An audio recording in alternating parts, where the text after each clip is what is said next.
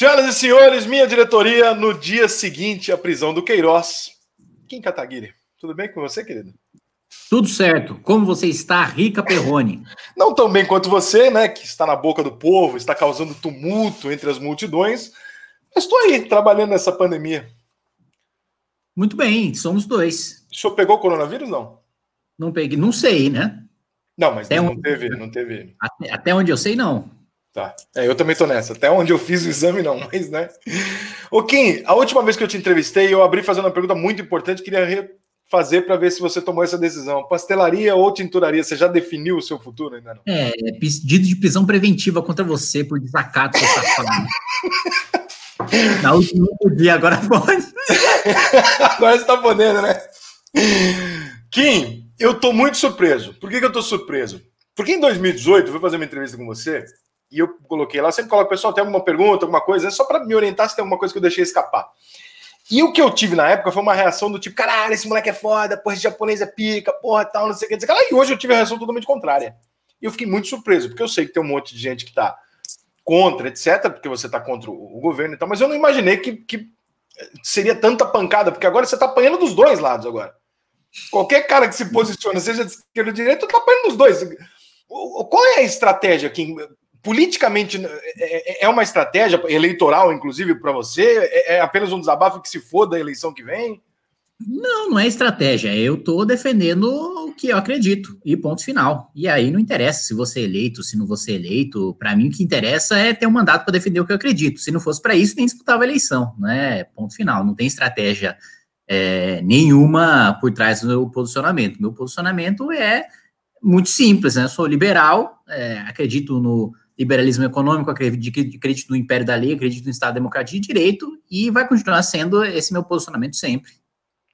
Entendi, mas você chega ao ponto de não pensar nas consequências eleitorais que vão ter você, por exemplo, rachar com boa parte da direita e rachar com boa parte da esquerda e ficar, de repente, no meio ali perdido? Você chega a não pensar nisso? Você é tão não político a esse ponto? Não, quem tá perdido é quem acha que o meu posicionamento é rachar com a direita. Tá rachado com a direita, né? Aliás, uma boa escolha de verbo, senhor Rica Perrone, tá rachado com a direita, quem trai ali os posicionamentos de direita, né? Quem desrespeita o império da lei, quem desrespeita o Estado Democrático de Direito, quem desrespeita o liberalismo econômico, aí sim tá rachado com a direita. Eu estou na política, Rica Perrone, para defender o que eu acredito. Se não for para isso, eu caio fora, vou ganhar dinheiro no mercado privado, que vou ganhar mais trabalhando menos. Ponto final, não tem essa. Cometeram uma injustiça com você na última entrevista que a gente fez. Pegam trechos da entrevista e usam para dizer que você traiu o que você falou com o Bolsonaro, quando, na verdade, a manchete da sua entrevista até é você dizendo que seria ruim para o Brasil o Bolsonaro ser eleito. E aí tiraram trechos de pergunta comparando o PT com o Bolsonaro, você dizendo que era melhor o Bolsonaro, né, e etc, etc. Você acha que essa dose de petismo de direita que surgiu, que eu nunca tinha visto, a direita no Brasil ter um grupo de petistas alucinados defendendo alguém, como existem esses caras muito cegos pelo Bolsonaro, isso é uma novidade ou você acha que sempre existiu e a gente não viu porque não teve um escândalo, uma revanche, eu diria, né, do que aconteceu com o PT agora? Não, acho que sempre existiu, mas a gente não via, né? O fanatismo político, ele não tem espectro político, né? Mesmo porque muitos desses caras que são fanáticos pelo Bolsonaro hoje eram fanáticos pelo Lula até a eleição da Dilma, até o impeachment. É gente que votou no Lula e votou no Bolsonaro, só trocou de ídolo político, né? Mas que tem essa militância política bovina de sempre seguir cegamente um líder, independentemente do que ele faça, porque gosta da pessoa. Esse é o problema. É o cara que segue o Bolsonaro e vota nele e defende o que ele faz porque gosta dele e não porque defende as mesmas ideias dele, né? Então você vê que independentemente do que o cara faça, o cara defende porque gosta, como se fosse um familiar, como se fosse um amigo, como se fosse uma esposa, que é diferente de um posicionamento político, que aí sim, você defende porque você concorda, ou você critica porque você discorda, não porque você gostou ou deixou de gostar de alguma pessoa, né? Acho que esse é o grande problema, as pessoas que confundem um posicionamento político com uma relação pessoal, né? O Bolsonaro está pouco se lixando para o gosto ou para o desgosto dessas pessoas, ele quer saber do voto e do apoio delas, né? Agora, sempre existiu, não tenho dúvida de que só se manifestou agora porque o Bolsonaro é presidente, aí as contradições ficam mais evidentes, os problemas ficam mais evidentes, e aí a gente consegue enxergar e ele ganhou uma visibilidade muito maior do que tinha como deputado, e aí consegue ter essa militância que tem hoje. Né? Você disse aqui na outra entrevista que a gente fez em 2018 que você achava que seria ruim um governo Bolsonaro porque ele não teria bom relacionamento para fazer uma boa política, etc, etc. Foi pior até agora do que você esperava, e no quê? Com certeza foi pior. Eu não esperava que tivesse aparelhamento da Polícia Federal, por exemplo, obstrução de justiça, né? Efetivamente você praticamente não teve mais prosseguimento da Operação Lava Jato depois do governo Bolsonaro, e por causa do Bolsonaro, né? Às vezes as pessoas falam, não, mas é uma coincidência, não sei o que e tal. Não, a Lava Jato não continuou no governo Bolsonaro como continuava antes, porque ele aprovou com a base dele e com a sanção dele a lei de delação premiada limitada, né, que agora o delator só pode falar aquilo que o Ministério Público pergunta, ele não pode ir além, como ele podia na delação e que acarretou toda a Lava Jato. Né? Se a Lava Jato ficasse restrita nas suas delações premiadas ao escândalo do Doleiro e o CEF, nunca ia ter chegado no PT, né, como chegou, nunca ia ter chegado no MDB, como chegou. Né? Então, uma das razões, essa limitação à delação. Outra das razões, uma coisa que o Temer tentou, a Dilma tentou, o Renan Calheiros tentou, mas só o Bolsonaro conseguiu. Aprovar e sancionar a lei de abuso de autoridade, que constrange ali. Por que a gente não vê mais tanto na imprensa? Tal cara cometeu um homicídio, tal cara cometeu um assalto. Porque agora divulgar imagens, né, do suspeito, ainda que você tenha provas concretas, que você tenha prisão em flagrante, é crime de abuso de autoridade. Sancionado pelo próprio Bolsonaro, que sempre disse defender o trabalho da polícia, mas que hoje a polícia sequer pode divulgar o rosto de suspeitos de tráfico de drogas, de homicídio, de estupro, etc. Mesma coisa para promotores e juízes que agora são obrigados a se identificar para chefes de organização criminosa. Imagina, se é um juiz que está lá, ou se é um promotor que você vai, ou mesmo levar para a ponta, vai um policial que na rua para um assaltante, o assaltante fala, me dá sua carteira de identidade, policial. Se o policial não der, não se identificar, o preso já pode utilizar o outro policial do lado desse para falar, prende esse cara aqui que ele está cometendo crime em flagrante de abuso de autoridade por não me estar dando o nome completo dele. Enfim, está sendo pior, não tenho dúvida. E, mais do que isso, uma postura stalinista do governo. E você vê que o Bolsonaro passa mais tempo, e o Bolsonaro, os filhos, a militância bolsonarista passa mais tempo atacando a direita, o Arturo Holliday, o pessoal da MBL, a Janaína Pascoal, o Carlos Andreasa, o Danilo Gentili, qualquer crítico dentro da direita, eles passam mais tempo tentando destruir aqueles críticos dentro da direita do que fazer um enfrentamento à esquerda, que eles diziam que iam fazer. Porque eles querem hegemonia política dentro do campo da direita, como Stalin queria dentro do campo da esquerda, como Lula queria dentro do campo da esquerda no Brasil. O Lula massacrou ali o Ciro, a Marina e etc., não à toa, porque ele sabia que eles eram riscos muito maiores do que qualquer liderança de direita. Bolsonaro é a mesma coisa. Nenhuma liderança de esquerda é uma ameaça para o projeto político do Bolsonaro. Pelo contrário, a esquerda é boa para ele polarizar, crescer em cima e se eleger. A direita não. A direita crítica expõe as contradições dele e podem oferecer uma alternativa para disputar, caso ele chegue vivo politicamente até lá, em 2022, uma alternativa ao projeto de poder dele. Então, nesse sentido de ser tão sectário e de ter uma máquina financiada com dinheiro público para perseguir toda e qualquer pessoa que faça uma crítica à direita dele, isso realmente não esperava.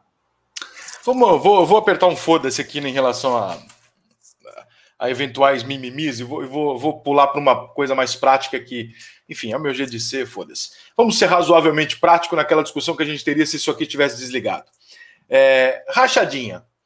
Errado, mas absolutamente comum para todos desde 1900 bolinha. Nós sabemos que trabalha com política, eu conheço um monte de política, a gente sabe que a rachadinha é um negócio absolutamente comum para todo mundo.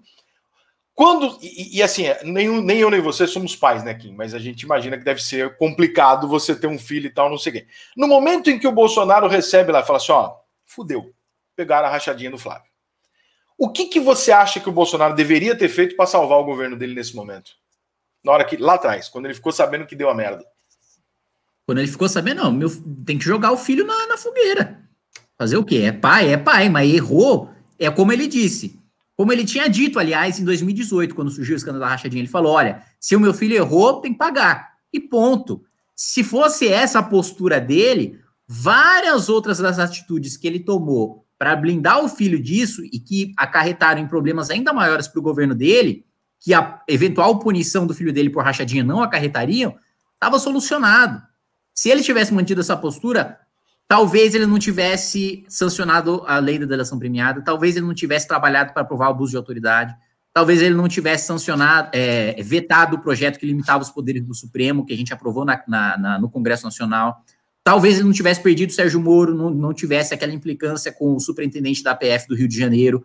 E ele poderia focar o governo dele efetivamente em governar, na agenda econômica. Mas, infelizmente, a agenda econômica nunca foi foco dele. Mesmo no ano passado, durante a reforma da Previdência, a única vez que eu vi ele atuando politicamente, aliás, ele me pediu pessoalmente, num café da manhã da bancada ruralista, para a reforma da Previdência, ele não me pediu voto. Ele me pediu voto para o destaque para tirar os policiais federais da reforma.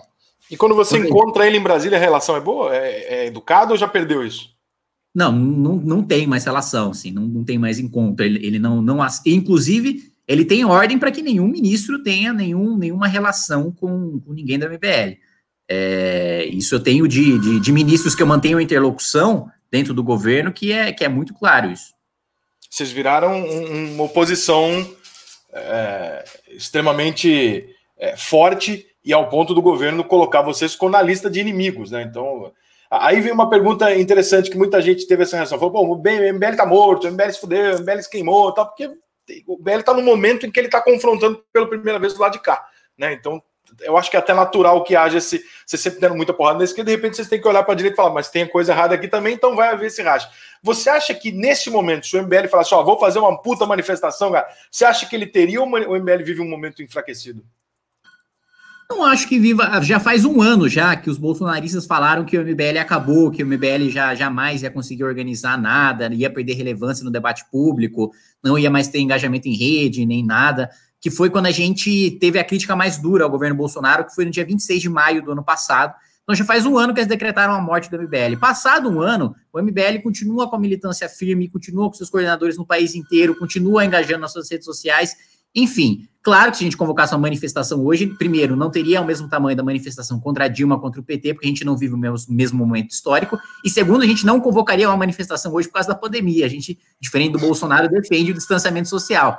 Mas, sem dúvida, você pode ter certeza que vão haver manifestações, vai haver manifestações pós esse momento de pandemia que o MBL vai convocar, e não tenho dúvida de que vai ter um número significativo de pessoas na rua, o suficiente até para derrubar o governo Bolsonaro, que eu não tenho dúvida disso, se quiser entrar nessa pauta, inclusive.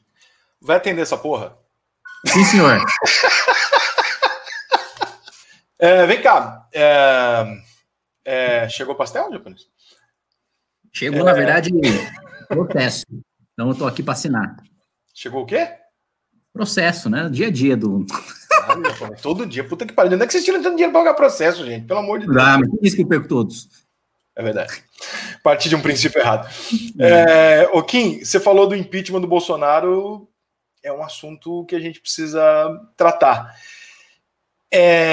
Na cabeça do bolsonarista e de parte das pessoas que nem chegam a ser bolsominion, mas olha e fala assim, mas espera aí, para ter um impeachment lá, o PT teve que roubar bilhões. Por causa de 1 milhão do filho do Bolsonaro, nós vamos fazer o mesmo impeachment? Olha o processo.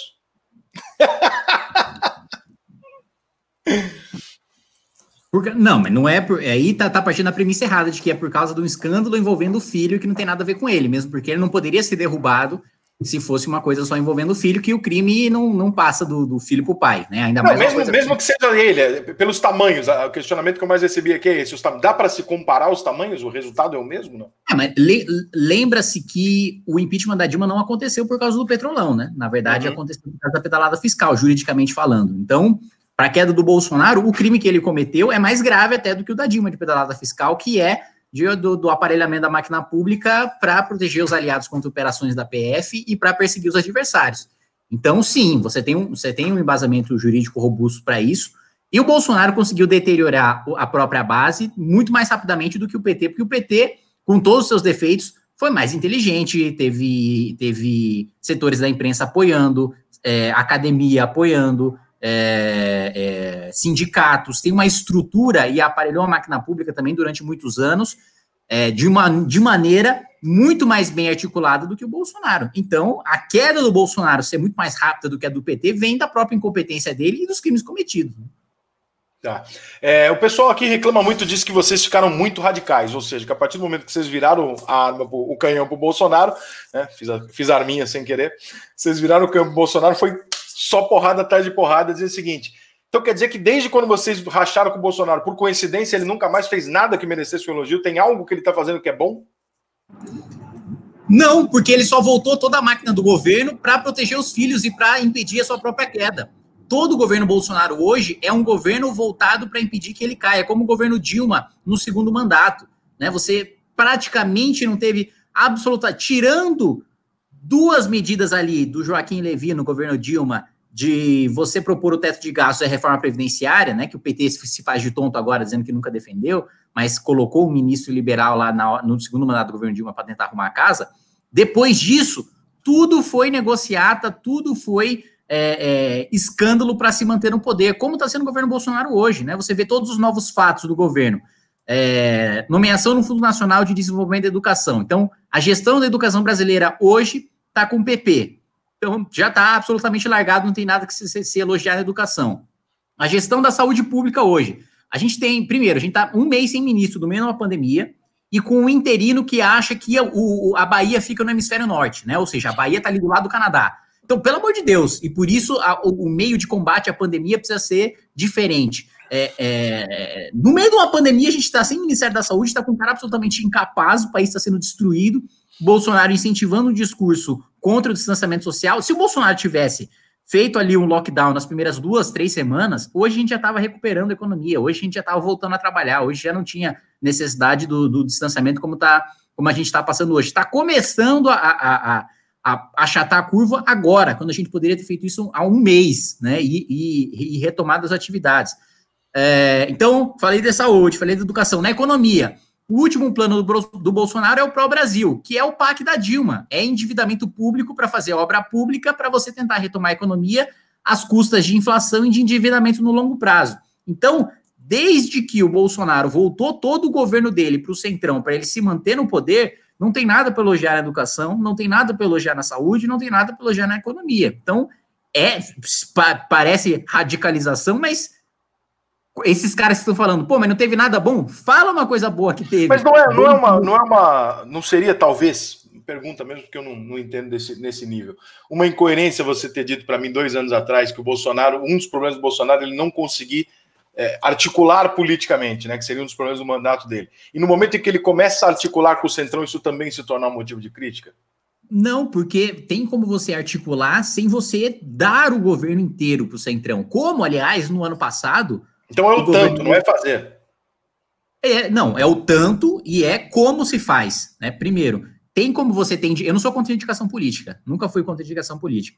Você pode ter indicação política desde que o cara seja qualificado para ocupar o cargo e não tenha problema na justiça. Ele concedeu tanto a saúde como para a educação para caras desqualificados e que tem problema na justiça, que não atende os 2 requisitos. E no ano passado, ele aprovou a reforma previdenciária, pagando muita emenda parlamentar, mais do que deveria, mas sentando e negociando e fazendo essa negociação e articulação política dos votos da Previdência pela emenda parlamentar. Ou seja, dá para fazer sem que não seja dessa maneira que ele está fazendo. Ele só está tendo de fazer dessa maneira agora, tão desesperada, porque ele mesmo afundou o governo a ponto de, em 1 ano e meio de mandato, já estar falando de impeachment. Tem alguma coisa que o governo do Bolsonaro, algum caminho que ele ainda possa tomar que na tua avaliação, por exemplo, dê para reverter? Eu duvido muito. Duvido muito porque já chegou num ponto de não retorno. Chegou num ponto de não retorno politicamente, em termos de apoio popular, em termos de... Tanto que, qual que é a estratégia do Bolsonaro agora? Ele sabe que como ele perdeu a bandeira anticorrupção, como ele perdeu a bandeira do liberalismo econômico, não tem mais como ele ter apoio da classe média, de direita, né? Então, ele está buscando agora eternizar o auxílio emergencial e roubar para ele a base do Lula, né, de efetivamente ter um voto quase que de cabresto, assim, e você vê nas pesquisas, tanto na XP como na Big Data, como no Ibope, o segmento hoje que mais apoia o Bolsonaro é o segmento que está recebendo auxílio emergencial, né? Quem não recebe, quem está numa faixa de escolaridade maior, não apoia, ou seja, a base do Bolsonaro está se transformando e propositalmente porque é uma base que não se importa com o combate à corrupção, infelizmente, que não se importa com o liberalismo econômico, se quer, sabe o que é liberalismo econômico, que é a base que o Bolsonaro está buscando agora na base do auxílio emergencial, propositalmente, porque sabe que não tem volta, né? Não tem volta do ponto de vista jurídico também, e o que quer que o governo dele faça, vai continuar tramitando a ação de financiamento de manifestação antidemocrática contra parlamentares, inclusive contra o próprio Eduardo Bolsonaro e contra o Carlos Bolsonaro. O da rachadinha vai continuar tramitando também. A CPI de fake news do Congresso também vai continuar sendo levada em frente e vai acabar indiciando, talvez até o próprio Bolsonaro. Então, eu acho que não tem mais retorno, não. Então aí vamos para a discussão, a pergunta que eu fiz para o Arthur, inclusive, sobre a questão de direita. Vocês são de direita, você é um cara de direita e seu maior interesse é que o Brasil tome essa direção. Então, a partir do momento que nós temos um governo de direita que está sendo tirado, né, ou que está cheio de problemas lá e pode não continuar, o que se torna a melhor estratégia na sua cabeça? Que o Bolsonaro caia, o Mourão assuma e você tenha 2 anos de possível paz ou de melhora para que a gente possa eleger a direita novamente daqui 2 anos, ou mantenha o Bolsonaro e o Bolsonaro, aí a direita não terá um impeachment, né? Mas daqui 2 anos pode ser que o cenário tenha revertido para a esquerda, porque assim como o Bolsonaro é absolutamente mantido pelos inimigos, o PT pode voltar pelos inimigos também. Perfeita análise, é justamente por isso que eu defendo que haja um impeachment para que o Mourão faça esse governo de transição, a gente tenha 2 anos ali de pacificação e retomada econômica, para daí fazer a transição.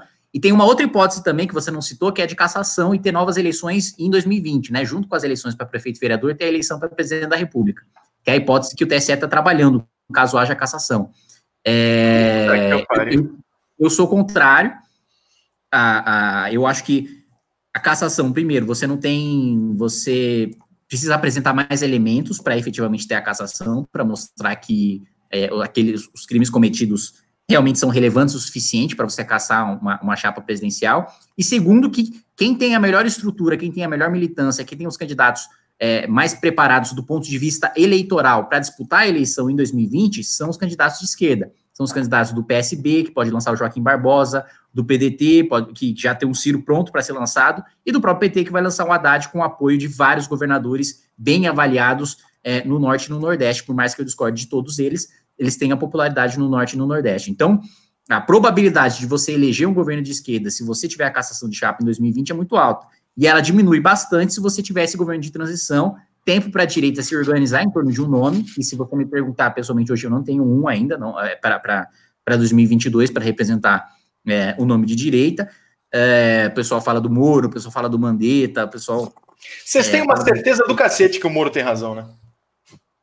Que o Moro tem razão em sair do governo? Eu mandei um WhatsApp pro Renan teve um dia que eu estava assistindo vocês, e vocês, assim, não tinha ainda saído todas as provas, a reunião, não tinha ido tudo, né? E vocês tinham uma certeza em bater no Bolsonaro. O Bolsonaro tá errado, o Moro tá certo, o Bolsonaro... Eu mandei e falei, Renan, vocês têm tanta certeza assim? Caraca, como é que... O Renan falou, temo, porque a gente tá vendo o que o Bolsonaro tá fazendo desde o começo e tal. E aí a única discordância que a gente deve ter nisso, que particularmente é em relação à reunião, onde eu particularmente não achei ruim pro Bolsonaro na reunião. Não, politicamente não foi, juridicamente foi. Não, juridicamente, mas eu, por exemplo, eu como eleitor do Bolsonaro, fui assistir a reunião assim, falando, puta que eu vou ver um filho da puta me traindo, fazendo tudo o contrário. Falei, não, peraí, ele defendeu uma porrada de coisa que ele prometeu pra mim que ia defender. Eu até fiquei razoavelmente satisfeito. Politicamente foi bom. Isso aí não é porque eu sou crítico ao Bolsonaro que eu vou me cegar pra realidade, né? Politicamente jogou bem para as bases, mas juridicamente foi ruim, né? Por 2 pontos. Um, pela questão da interferência na PF, porque no mesmo dia ele dá entrevista para a CNN falando, não, é que eu queria proteger meus filhos e tal, mesmo porque qual que é a tese oficial da defesa dele, né, do advogado dele nos autos do processo? Não, eu estava falando da segurança dos meus filhos, segurança pessoal, né, que eu sou presidente da República e você tem os policiais federais fazendo a defesa dos meus filhos. E quais são os 2 principais furos, os 3 principais furos da defesa? O primeiro furo é que não é a superintendência da PF que faz a segurança dos filhos dele, né? É o Gabinete de Segurança Institucional, né? O general Heleno, não é com o Moro, nem com o diretor-geral da PF. O segundo furo é que ele mesmo trocou a chefia da segurança dos filhos dele 1 mês antes da reunião ministerial. Então ele já sabia que não tinha nada com a segurança dos filhos mesmo, propriamente dito. E o terceiro furo, ele mesmo admite, no mesmo dia que sai a reunião ministerial, que é quando ele dá entrevista para a CNN falando, não, eu fiquei sabendo lá pelo meu sistema de informação particular que os meus filhos iam ser alvo de busca e apreensão e iam plantar provas contra eles, por isso que eu queria mudar a segurança. Mas peraí, a segurança que o Gabinete de Segurança Institucional faz é a segurança física dos filhos. Proteger contra busca e apreensão não é função da Polícia Federal ou do Gabinete de Segurança Institucional, isso é obstrução de justiça, isso é crime. Então ele mesmo admite ali o cometimento do crime naquele dia, naquela entrevista. E o outro ponto grave, juridicamente, da reunião é esse sistema particular de informação, que é ainda pior do que você interferir na Polícia Federal, porque se são servidores públicos e estão atuando num sistema particular de informação, é peculato, é ele utilizar dinheiro público para fins privados. Se não são, também tem crime, porque agentes particulares não podem ter acesso a documentos oficiais que são de acesso exclusivo de funcionários públicos. E só o fato de existir um sistema particular de informação também é crime, porque o presidente só pode se informar pelos meios oficiais do Gabinete de Segurança Institucional, da Polícia Federal e da ABIN. Então, ele manter, de qualquer maneira, esse serviço é ilegal e complica ele juridicamente. Mas a reunião ministerial, eu concordo com você, não tenho dúvida que politicamente foi bom para ele, mesmo porque ele mesmo admite, né? Ele estava fazendo a gravação para depois utilizar em campanha, né? Para depois utilizar em 2022. O engraçado, né? Se está engraçado, né? A burrice ainda chega, porque ontem a Polícia Federal recomendou que não acontecesse a operação do Queiroz. Então se torna ainda pior, né? Ou seja, ele mexeu lá não sei o que, a Polícia Federal interviu a favor, né? Então cada dia se enrola mais a situação, a merda. O Bolsonaro é fascista? Não acho que seja. Aí eu acho que é exagero, primeiro porque você tem uma banalização do termo, né? É preciso muito mais para ser fascista do que... Porque, por exemplo, muitas vezes a esquerda fala, pá, mas ele não é autoritário, então ele é fascista. Não, mas peraí. Regime fascista é muito mais do que isso. Regime fascista é um regime... Primeiro que você precisa separar o que é autoritarismo do que é totalitarismo. O autoritarismo é você ser autocrático do ponto de vista político. Significa que não tem tripartição do poder, você está lá no poder executivo, você manda no que deveria ser do judiciário, você manda no que deveria ser do legislativo, e você, tendo legitimidade democrática ou não, a maior parte dos ditadores do mundo foram eleitos democraticamente, né? Depois que efetivamente tiveram poder autoritário. O próprio Mussolini e o Hitler foram eleitos democraticamente. Então, você tem o autoritário, que é no âmbito político. O totalitário, que é uma das características, não a única, do fascismo, é você buscar controlar a sociedade em todas as suas esferas. É você buscar controlar todos os formadores de opinião, a música, as artes, a esfera privada, a vida privada particular dos cidadãos do seu regime, o que eles veem, o que eles assistem, o que eles comem, qual a profissão que eles exercem. É um negócio muito mais amplo do que o autoritarismo. A ditadura militar, por exemplo, foi autoritária, mas não foi totalitária, né? A ditadura stalinista foi totalitária, quis agir em todos os âmbitos da vida pessoal dos cidadãos ali da União Soviética. Então, tem muitos aspectos muito mais amplos para você, e muito mais específicos, aliás, em vez de amplos, para você chamar alguém de fascistas do que simplesmente ser autoritário. Que é autoritário, eu não tenho dúvida, né? É uma pessoa que quer governar via decreto. Não, assim como também o Ciro era e a esquerda nunca falou nada, né? Mas aí já entra o lado... Aliás, outro ponto, né? Que muitos dos esquerdistas que têm criticado o Bolsonaro colocam o Ciro como uma alternativa, mas, assim, em termos de verborragia, o Ciro é basicamente o Bolsonaro de direita com diploma de economia. Obrigado. O Bolsonaro de esquerda com diploma de economia, aliás. Tava esperando um dia alguém falar isso, porque eu fico olhando e falo assim, que engraçado, porque o Ciro falou que vai bater, vai receber na bala, manda o outro não sei o quê, trata fulano de outro jeito, é autoritário pra caralho, um puta de um coronelzão mal educado. Manda jornalista pra cara do Romero Jucá e chama de filho da puta. Aí o Bolsonaro vai lá e fala um palavrão. Pilar é dormir com ele, e aí ninguém chama ele de machista. Né? Entendeu? Aí o Bolsonaro fala um negócio, a esquerda espanca o Bolsonaro. Aí qual é a alternativa? É o Ciro. Por quê? Porque o Bolsonaro é autoritário e machista. Não, peraí. Calma aí. Vamos inventar outro argumento. Esse aí não tá rolando, pô. Que bom que alguém acha isso. Você falar, pô, não, tudo bem, a alternativa é o Ciro porque ele é tudo que o Bolsonaro é, só que ele pelo menos tem um diploma de economia e é de esquerda. Ok. Seria mais honesto do que dizer que é por causa do machismo, da postura, etc. O STF está dentro do seu papel, cara. Eles têm credibilidade, o STF, hoje, nas decisões que eles têm tomado, a questão de ser réu e ser também o juiz, e especialmente na explicação outro dia, que eu não me lembro quem foi na Rádio Bandeirantes, mostrou as contas do STF, que é absolutamente vergonhoso, custar mais de $500 milhão por ano, 30 garçons, 70 carros, com uma vergonha. Que credibilidade o STF tem? O STF não deve ser combatido, não deve ser contestado? Como é que fica isso na tua cabeça aqui? O STF, enquanto instituição, não deve ser combatido, né? A existência de uma Suprema Corte, porque existe em todo o regime republicano no mundo inteiro, né? Agora, o que eu pessoalmente defendo, antes do que eu defendo, né? Comentar o que você falou aí na pergunta. O inquérito das notícias falsas é um absurdo, assim, é aberrante, é um negócio ilegal, inconstitucional. Vai atrás de deputado bolsonarista lá que tem rede de fake news? Vai. Esses caras precisam ser investigados e punidos? Precisam, mas com o regime constitucional sendo cumprido, com o direito de ampla defesa sendo cumprido, com o devido processo legal sendo cumprido. Não existe vítima que conduz inquérito, não existe vítima que conduz inquérito e vai julgar a denúncia que vem desse inquérito depois, não existe juiz que é indicado para conduzir o inquérito, sendo ele vítima do próprio inquérito, sendo que ele vai julgar o resultado desse inquérito depois. Isso fere de morte o sistema acusatório brasileiro para ter um sistema de inquisição, né, em que efetivamente você não tem a possibilidade da defesa se manifestar. Muitas vezes os acusados ou os alvos de busca e apreensão ou de quebra de sigilo bancário não têm acesso aos autos, que também, para mim, esse inquérito não deveria nem ser anulado. O que é ser anulado? Ser anulado é quando deixa de gerar efeitos a partir do momento que é anulado. Ele precisa ser decretado nulo, ou seja, tudo que já foi feito até agora precisa perder eficácia, precisa perder validade, porque de origem você tem um vício formal. Primeiro, princípio do juiz natural, né? Qual que é o contrário do juiz natural? É o tribunal de exceção. É quando você teve o tribunal de Nuremberg, por exemplo, foi um tribunal de exceção que você escolhe as pessoas que vão julgar aquele caso e você não sorteia, não é aleatório para você ser julgado de maneira imparcial. O ministro Dias Toffoli escolheu o ministro Alexandre de Moraes para conduzir o inquérito, não foi sorteado entre os ministros do Supremo, tá errado já aí.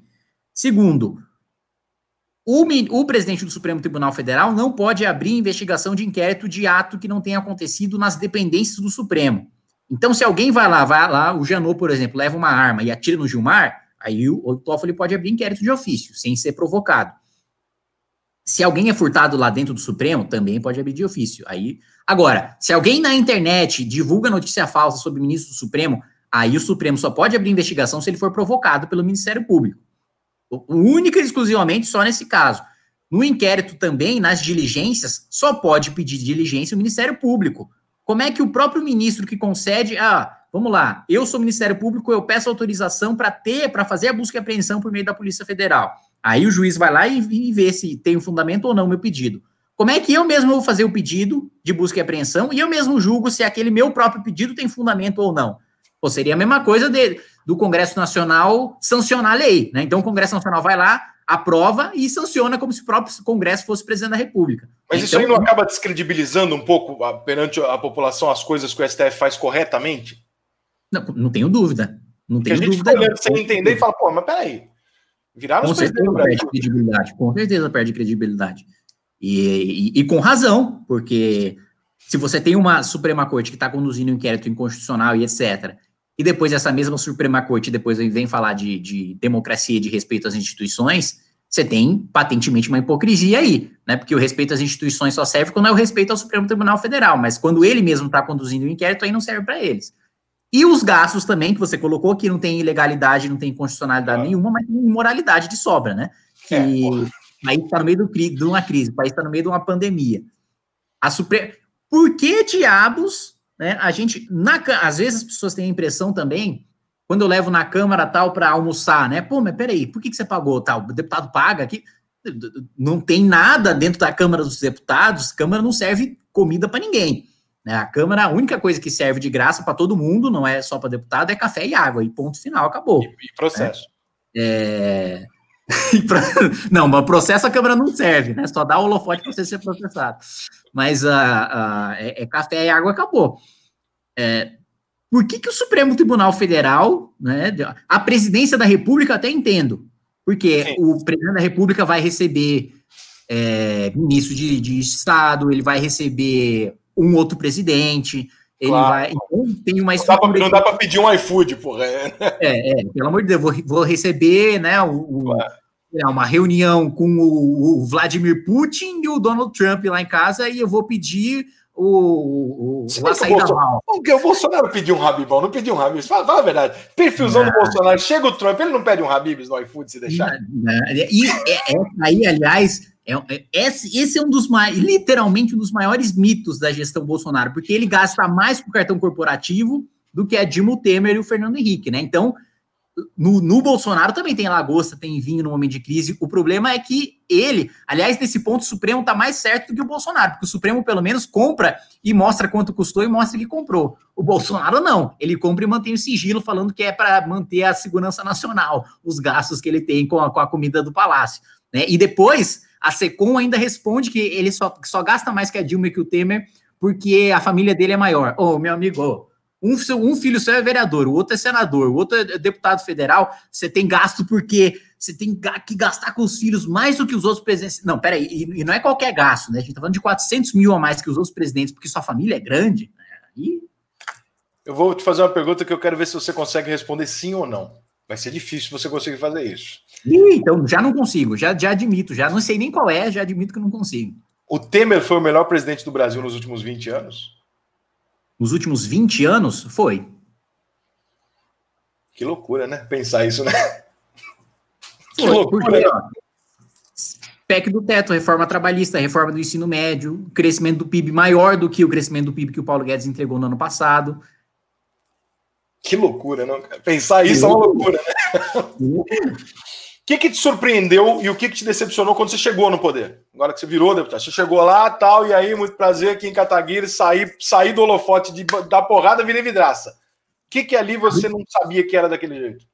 A primeira coisa que surpreende e que decepciona é a burocracia, né? Como é difícil quanto tempo você passa votando burocracia inútil, obstrução da oposição, né? Então, você fica 2 semanas votando um projeto, porque você tem tantos instrumentos de obstrução na Câmara, e é um problema que o Senado não tem, e que o Congresso Nacional não tem, né? Para quem não sabe, o Congresso tem 3 regimentos. Tem um regimento interno da Câmara, do Senado e do Congresso Nacional, que é para a sessão conjunta, da Câmara junto com o Senado, que é geralmente para definir o orçamento ou o veto de presidente. Só tem um requerimento de obstrução no Senado e um requerimento de obstrução no Congresso Nacional. Na Câmara dos Deputados, cara, são mais de 15 requerimentos de obstrução que a gente precisa votar para cada projeto. Então, a gente vota uma vez o projeto e 15 vezes a obstrução ao projeto.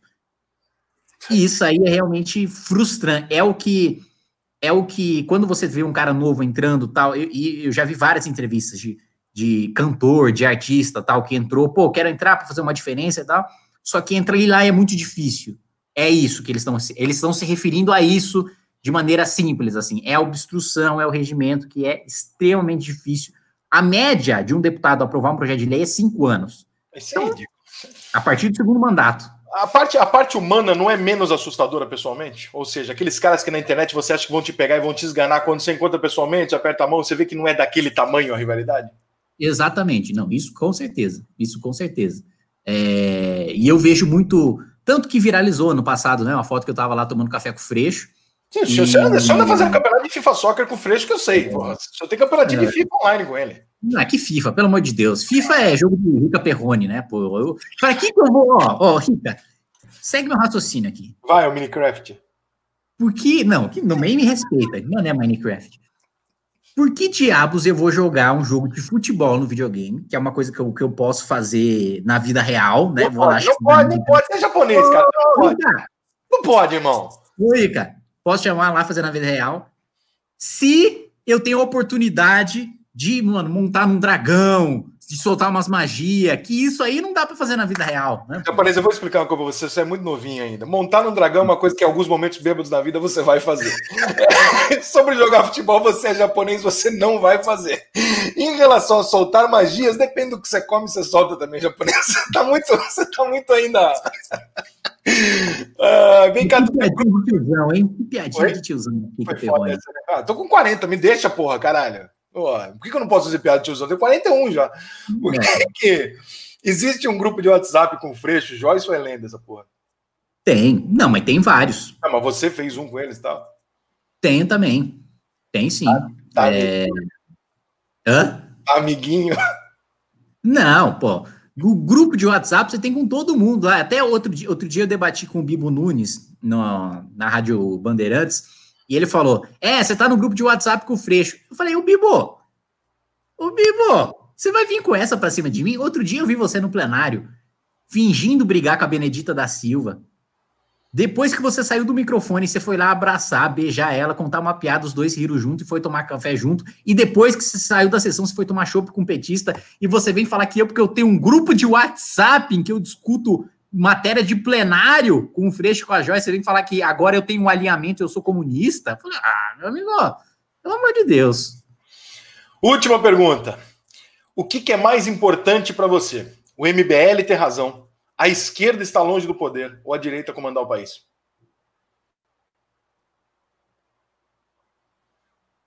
Não, acho que no final das contas o que é importante é os ideais estarem... É que também a direita está no poder, né? Mas de que adianta a direita estar no poder se for uma direita autoritária e corrupta? Não adianta nada. O que adianta o MBL ter a razão se essa razão é sobre uma coisa que é ruim? Por exemplo, o MBL tem razão ao criticar o Bolsonaro, beleza. Mas eu gostaria muito mais se o MBL não tivesse razão e que o governo Bolsonaro estivesse bem. Então... imagino que todos nós gostaríamos. Então eu preferiria não ter razão e tá com o país melhor do que estar com a razão e tá vendo o país afundar. Vamos para aqueles dois últimos quadrinhos que te fodem?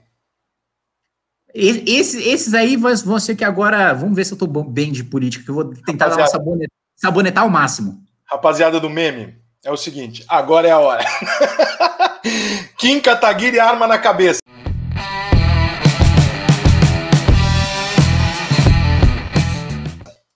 Ciro ou Bolsonaro? Pelo amor de Deus, ô Ricardo. Vou te fuder, não vem que não tem, tô ligando até agora. Arma na cabeça, eleição 22, tem que votar, porra. Não, eu voto nulo. Dória ou Bolsonaro? Eu voto no Dória. Witzel ou Bolsonaro? Aí é difícil, né? Porque aí o Witzel é ladrão, né? Aí é diferente do Dória, com todos os seus defeitos de não ser liberal, de não ser conservador, de estar na centro-esquerda, não é ladrão. Aí nulo. Freixo ou Bolsonaro? Nulo, né? Porque o Freixo também, apesar de ser honesto, é socialista, né? É duro. Moro ou Bolsonaro? Moro, aí sim. Luciano Huck ou Bolsonaro? Luciano Huck. Essa vai virar mesmo, só pra te falar, tá? Loucura é loucura. Põe no caldeirão. E agora? Nulo. E aquele último quadrinho, que é aquele que também te prejudica muito, que é pra você dar nota para as pessoas, porque até hoje é jogado na sua cara.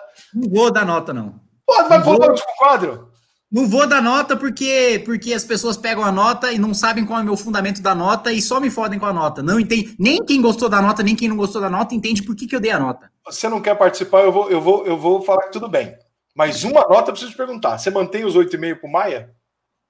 Não mantenho. Não mantenho porque foi para aprovação da reforma da Previdência na época, que ele fez muito mais do que o Bolsonaro, mas logo depois de pautar o fundo eleitoral, de pautar o fundo partidário, e de pautar a lei dos partidos, mais importante, que para mim foi o mais grave, não mantenho. Você vai regar as notas mesmo, que é isso mesmo? Vou, com certeza. Vai regar? Nunca mais vou participar de programa de quase nenhum de nota. Não vou dar só para as pessoas saberem, ia ter Eduardo Bolsonaro, Felipe Neto, Paulo Guedes, Sérgio Moro, Alexandre Moraes, Gilmar Mendes e Freixo. Não estava tão difícil, japonês. Você queria que eu desse nota para 2 ministros do Supremo no meio do inquérito de fake news. Você quer que seja preso, né, safado? Japonês, eu quero caos. Cara, obrigado, boa sorte. Que fique claro aí que as suas reais intenções, suas e do Arthur, que as pessoas consigam lidar aí um pouco melhor com essa questão do MBL e tal, porque eu acho que não é bom para ninguém essa... Eu conheci você e o Arthur, aqui é um lado pessoal, me pareceram pessoas super bem intencionadas e ao contrário do que muita gente diz, o seu discurso em relação à primeira entrevista que você me deu com o Bolsonaro não é incoerente. Você disse que você não era a favor e que não ia dar certo. Então as pessoas, eu faço questão de dizer isso porque eu recebo toda hora o vídeo de você falando, Rica, mas ele era a favor do Bolsonaro. Eu falo, não é. Durante a entrevista ele disse que ele não é, que ele acha que não vai dar certo. Então eu gostaria de fazer isso aqui por justiça, porque às vezes eu vejo você... Só tem algumas porradas que você merece mesmo, mas essa aí você não merece. Essa daí não é justa. Exatamente, Rica. E é engraçado, né, que você falou. O título Inclusive, para você me ferrar, você botou de título, né? Na época que o Bolsonaro estava popular lá para ganhar a eleição, você já botou. Quem falou que o governo Bolsonaro seria péssimo, né? Se você já para me ferrar, já botou isso de chamada. Que foi exatamente... E foi exatamente isso que eu disse.